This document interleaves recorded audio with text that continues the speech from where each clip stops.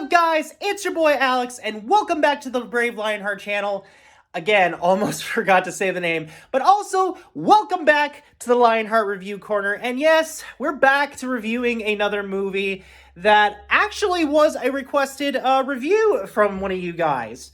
Surprisingly, and you probably already could tell that this was going to be what the review was going to be from the title of the video, and you already know what it is. So yes, ladies and gentlemen, for today's review, this was requested that we take a look at the movie The Suicide Squad. And no, this technically isn't a reboot of the first Suicide Squad movie, although technically I don't think it's a sequel or anything, but you know what? I'm actually just coming up with a new word that we're calling for movies that are advertised as reboots, but feel more like sequels to movies. We're calling this one a resequel. Yeah, I know it's not the best, but it's something I just came up with on the spot after watching another movie that I'll gladly talk about sometime soon and all that. But yeah, that's basically what we're dealing with today, and that's my new word that I'm coming up with. So yeah. Today we're going to be talking about The Suicide Squad. Basically, Suicide Squad 2 reboot-ish, whatever thing. And, yeah, I have a few things to say about it. So, Warner Brothers' The Suicide Squad. And surprisingly, this isn't by the same director that made the first Suicide Squad movie. It's actually made by a very well-known director, James Gunn, who was known for making Guardians of the Galaxy for Marvel, both the first and second movie, and also... Oh, no, wait, that's James Wan. I somehow get those two mixed up. I really don't know why. Well, it's another one of Warner Brothers' drop-off films for the streaming site, HBO Max, and I'll admit, seeing the trailer for this movie, I kind of was excited to see how they would do a sequel to... Well, not critically liked the first Suicide Squad movie, and, well, when the movie came out, I have a few things to say about it. But that does leave a question that needs to be answered. Is this movie better than the original Suicide Squad? Sorry, that was just a little cough. Or maybe it was foreshadowing to what I actually think about this movie. Other than that, let's actually get into it. So, without further ado, let's dive right into the review of Warner Brothers' The Suicide Squad. Now, you're probably wondering, since this is technically a reboot of the original Suicide Squad, it's going to open up exactly with an introduction to our characters, individually. Not exactly. This movie actually opens up to a old man that's sitting in a prison, basically showing off his super bouncy ball powers and with his perfect aim. Oh yeah, and he also kills a bird in the movie at the beginning. Yeah. Start of this movie, one of the villains already killed a bird. That's worse than having any other person that dies in this movie or in this world that they live in. And just so we're clear, I'm going to forget a lot of the hero names in this review, so keep in mind, I'm not the best with remembering character names. So if I do forget the character name of this old guy that it shows, but I do know the actor that plays him, and I'll talk about that in a sec, let me know in the comments section what his character's supervillain name was, because I completely forget sometimes. So, old man supervillain, I'm just going to call him that since I don't know his character name. Again, I do know his actor name. It's Merle from The Walking Dead. And yeah, that's actually how you pronounce his name, Merle, not Meryl or whatever. And it's also the same thing with Daryl. Even the actor in the Survival Instinct game tells you exactly how to pronounce it. It's Durl, not Daryl, just Durl. Something like that. I feel like you gotta do with a hard southern accent or something. Not being like that or anything, but, you know. Moving on. So he's called upon by a bunch of, prisoner guards and a returning character. Rick Flag from the original Suicide Squad is back. Though he's not in his military outfit throughout most of this movie. He wears a regular yellow shirt. throughout the rest of this movie, so yeah, that's something interesting.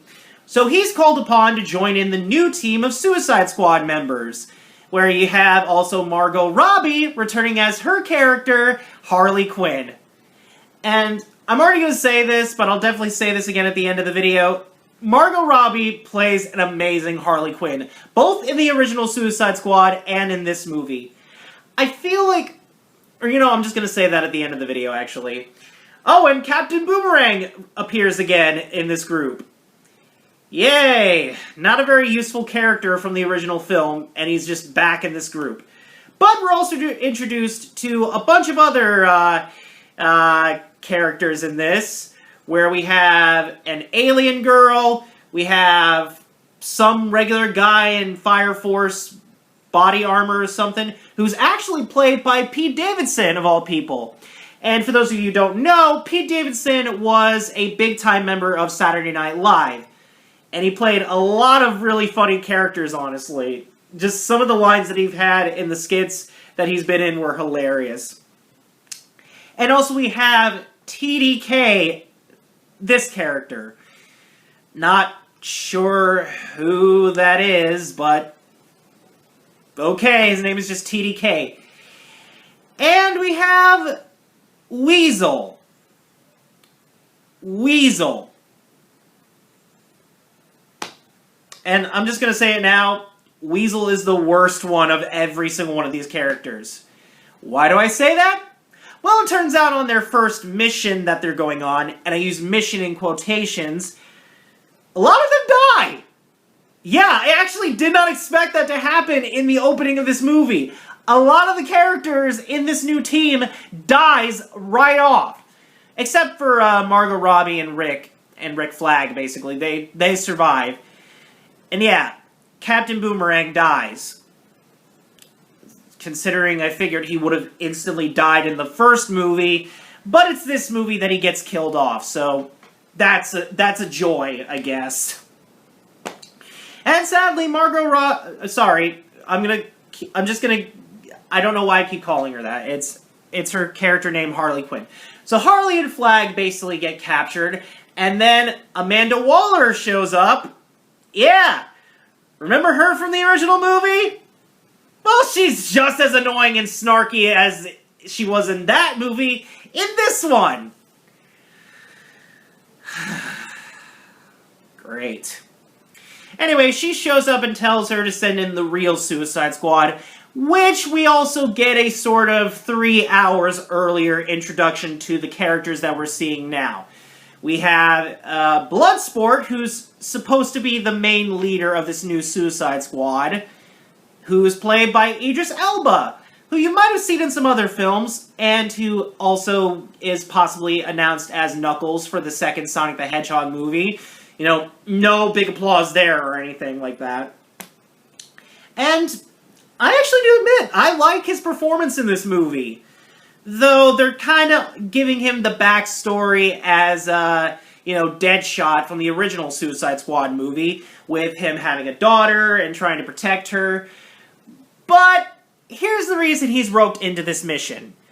Basically, if he doesn't cooperate with Amanda Waller and join the Suicide Squad, they'll basically arrest her daughter and send her to juvie.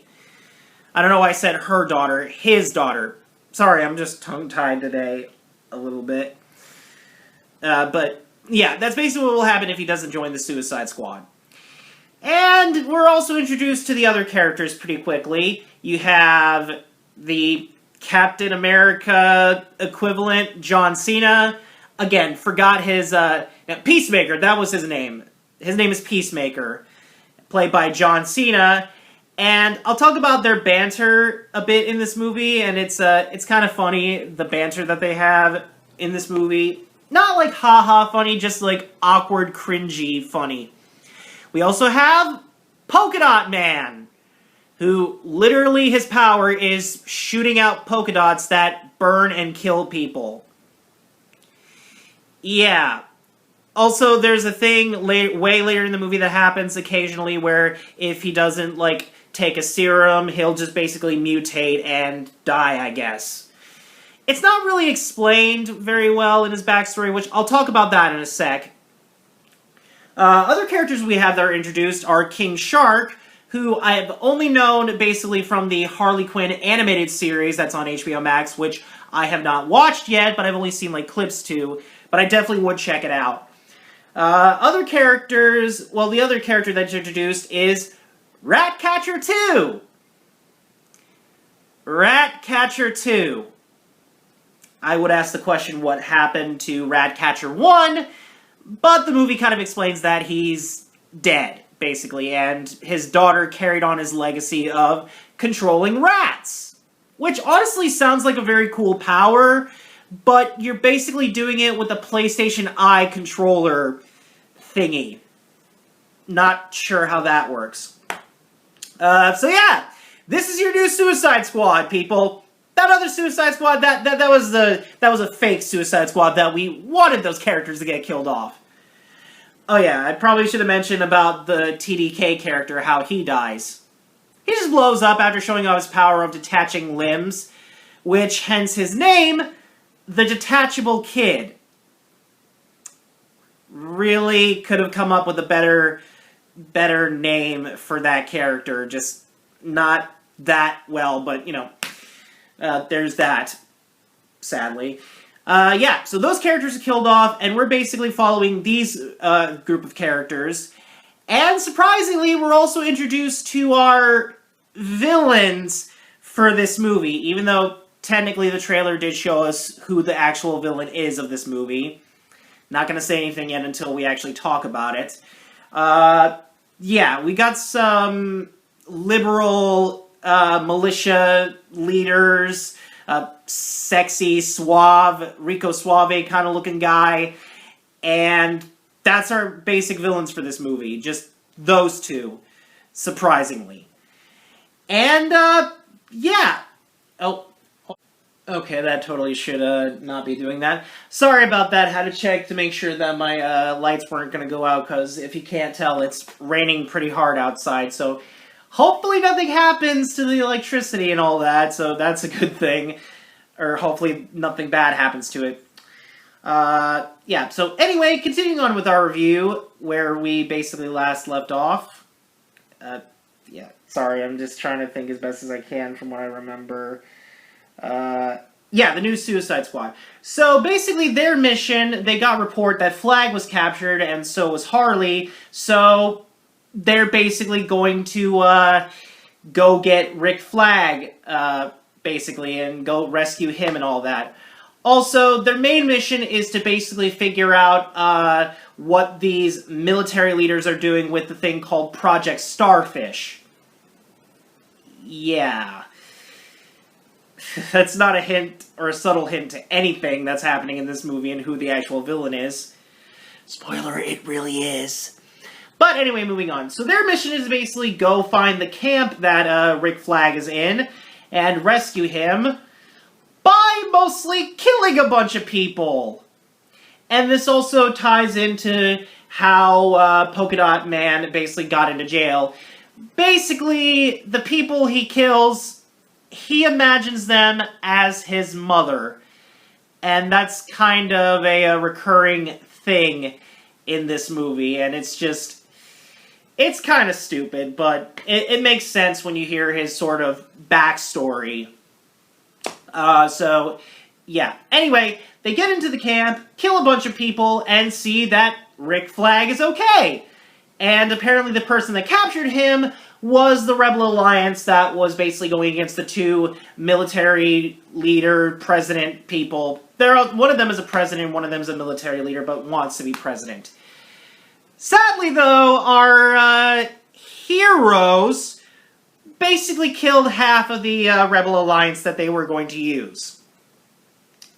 Yeah. Kind of does lead to kind of an awkward moment, but again, it's like really cringy, funny, not ha-ha, side-splitting funny. Yeah, get used to that, because there's going to be a lot of it in this movie. A lot. And you're probably wondering, where exactly is Harley in all this? Well, a caption tells us, yeah, a caption in this movie, This is something that this movie tries to do. They try to do like a comic book kind of thing, like, meanwhile in this place, or a few hours later, or later that day, something like that. And I will talk about that at the end of my final thoughts of this movie. So, yeah. Harley is basically being brought in to the president, the Rico Suave looking dude. And basically, that happens. There's kind of a love relationship thing going on, which I'll talk about that in a sec. But moving on, you're probably wondering exactly, what is this Project Starfish they're talking about? Well, we get that information from the military leader as he brings in another DC villain that apparently I had to look up about it for this movie, the Thinker, who's kind of like a mix of Christopher Lloyd if he was in his like mid-70s or mid-80s basically, and basically tried to do a real-life Pinhead cosplay, but surprisingly that did not go too well. And he's supposed to be the smartest person in the world, basically, but asks so many questions about this Project Starfish, basically. So, Project Starfish, this American space station, basically picked up this strange-looking alien life form that looks like a starfish. And, yeah, they experimented on it, and basically sort of grew to, like, huge sizes, which we'll talk about in a sec once we actually get to that. Anyway, back with Harley Quinn's life, she basically is enjoying her time in a little lovey-dovey montage with the president guy, and he basically says, yeah, you know, I want to marry you so the people can fear me more than my friend over there who's the military leader, and they fear him more. That way I can be a president. And also we found out about these weird experiments going on in the tower that's near our city with some kind of creature or something. But that's not important. Please marry me, please. And Harley Quinn rightfully kills him. She goes into this whole monologue about meeting with, like, bad people, and mostly I'm sure she's talking about the Joker, because we saw how he treated her in the original Suicide Squad movie. Yeah, and how he's mostly been treating her in other media that they've been together. Considering Joker mostly just uses Harley as a meat shield. He doesn't really care about her, doesn't really love her. Which is probably why Harley went with going to fall in love and dating Ivy for that reason. And hey, nothing wrong with that. It's a perfectly lovely relationship that they have. Sort of with arguing, but, you know, it's still a lovely relationship. And rightfully, Harley gets captured again, surprisingly. Alright, though, so before I actually do continue with what else is happening in the rest of the movie, I should clarify Polka Dot Man's backstory a bit. You know, just to get you to know the character more. So, Polka Dot Man's backstory had his mother basically wanting her two sons to be superheroes. So, she basically took them to Star Labs, you know, the place that basically created Flash in the Flash TV series, which, by the way, if you've not watched that series, it's a really good show on the CW. Basically, something went wrong with an experiment, and kind of made him hate his mom for it. So, yeah, he killed his mom. That's basically why every time he sees someone he kills, he's imagining his mom, so he can kill her again. Yeah, kind of dark now that you think about it, but doesn't really excuse the fact that his superpower is polka dots. Assuming his mom just loved polka dots, so that's the kind of thing that gave him his powers and all that. But anyway, moving on from that backstory, we learned that the military group leader, again, forgot his character name, we'll just call him Fake Stalin, basically, because he's kind of got that Stalin mustache mixed in with a beard, something like that kind of thing. I'm not sure how that works. But yeah, he hears about the president dying and just basically decides to take over being the president for the city. I guess military authority can have that power. Don't really know why the military guy from Pixels didn't take over once things went wrong, or sort of went wrong. Oh yeah, and he also kills the president's birds. yeah, he had a sanctuary of birds earlier in the movie when he was having his date with Harley and all that. Yeah, I think this movie has problems with birds. Thankfully, they should have had a thing at the end of the movie that said no animals were harmed in the making of this movie. Thankfully, they should have had that. So, it's now time for everyone to go rescue Harley. Basically. Well, after they've gotten the Thinker and basically just to tell him where the tower is and all that, yada yada yada. But now comes Harley's grand escape that she does on her own. And considering Margot Robbie is a great contortionist and loves being on those things, I don't know what they're called, tarps, like tightrope tarps, I'm not sure what the actual term is. You guys can let me know in the comment section what the actual term is called. Oh, sorry, that actually did not feel good. Sorry about that. So, her escape, I'll admit, is probably the most enjoyable scene out of this whole movie. It's very visually colorful, and it's just Margot Robbie at her best, just beating the ever-loving crap out of every single, guard in there, and just using guns to her advantage. Also, they have a nice little mix of 2D animation with live action, which is something Space Jam 2 needed more of. Literally needed more of in that movie for the whole film. But we're not talking about that. So, everyone's back together, and now they can head to the tower to basically blow it up. So that's basically what we get. They head to the tower, lace it with C4 explosives, but surprisingly, the Thinker wanted to take them into a lower lab, where we're introduced to our main villain for this movie. What? You thought the Rico Suave president and the military leader guy were the real villains of this movie? No. Our real villain was already revealed in the first trailer for this movie.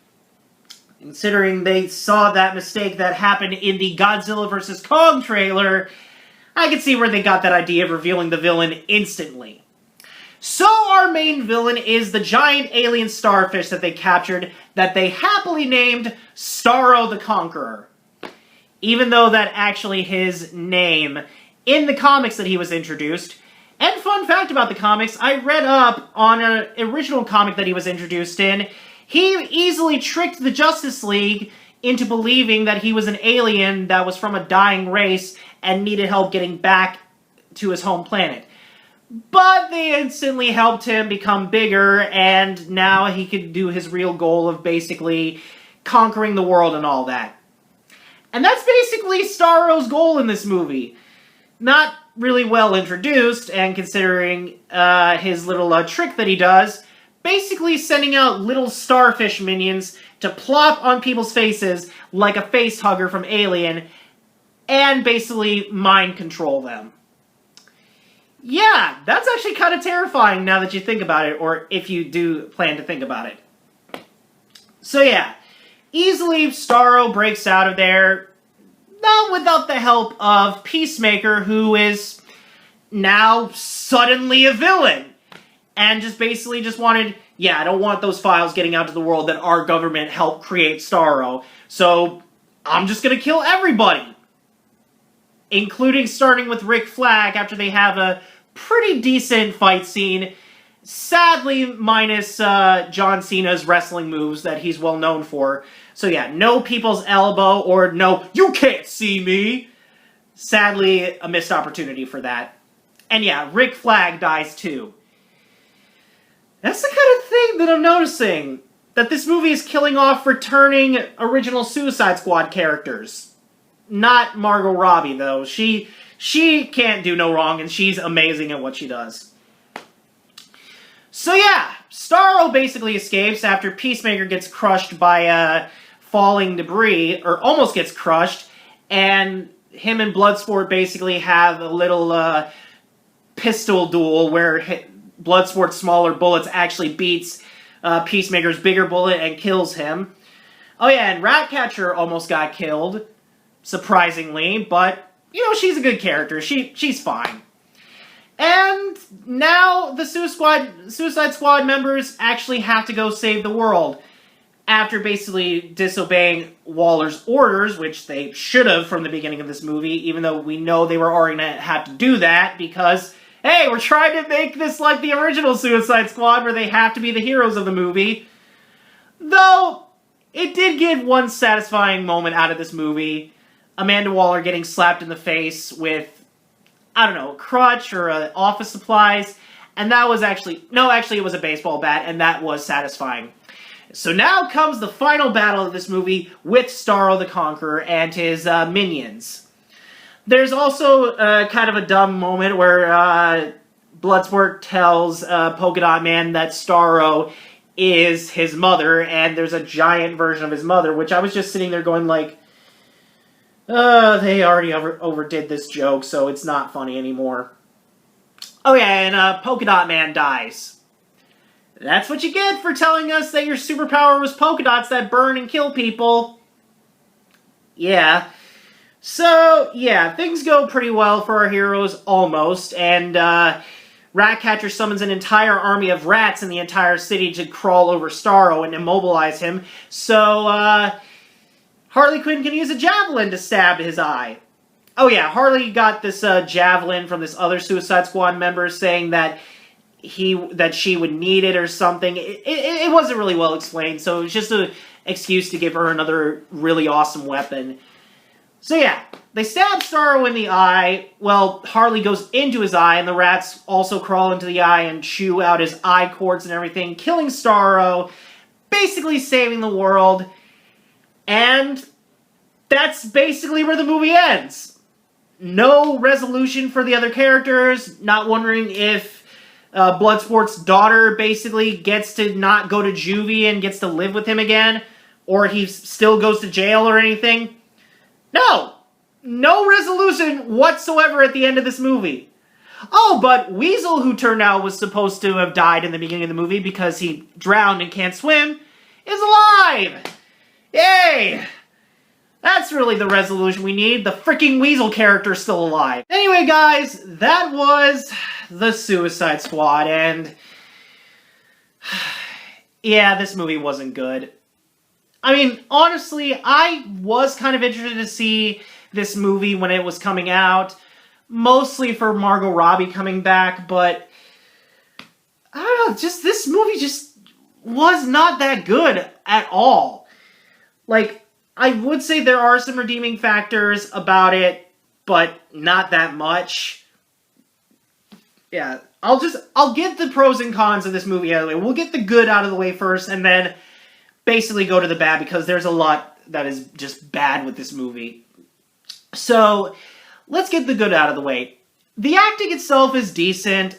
You know, of course, Margot Robbie and Idris Elba, they do really good with the characters that they play. Most of the dialogue that Idris Elba's character gets, Bloodsport, is actually pretty interesting. Minus the fact that they try to make his story, again, like Deadshot, basically. And Margot Robbie, she is probably the most, like, only saving grace in this entire film. And I wanted to say this, basically, she's made Harley Quinn feel more real than any other incarnation of Harley Quinn. Yeah, I'm talking about the Batman animated series, which, again, I still like the incarnation of her in that series, but Margot Robbie made the character feel more real in both the original film and, sadly, this movie, basically. And while I don't like the fact that Polka Dot Man is his power, basically, I thought the actor playing him did a pretty good job. Just basically a guy that wanted to be a superhero and technically for a few minutes got his wish until he was killed by Starro. And I did like Ratcatcher's character. Ratcatcher 2, basically. I liked her backstory that she had with her father and what she had to go through to get where she was as a villain. And I like how sweet that she is. She is sweet throughout this entire movie. And sadly, I did not like King Shark in this movie at all. I think he was adorable in some bits, and most of the scenes of him, like, killing people were interesting, but, you know, like Chris Hemsworth's character in Ghostbusters 2016, they just played him too dumb in this movie.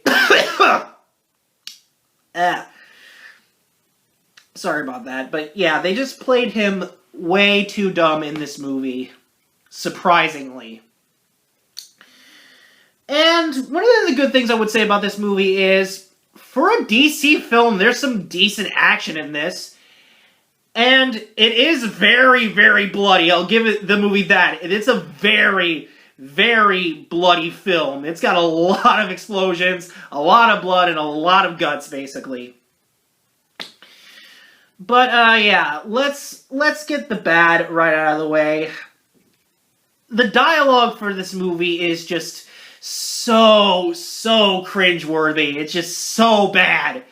It's like basically the jokes that you get for this movie, because this movie is also a comedy mixed in with an action film, and the comedy just overtakes everything in this movie, and it's not even good comedy.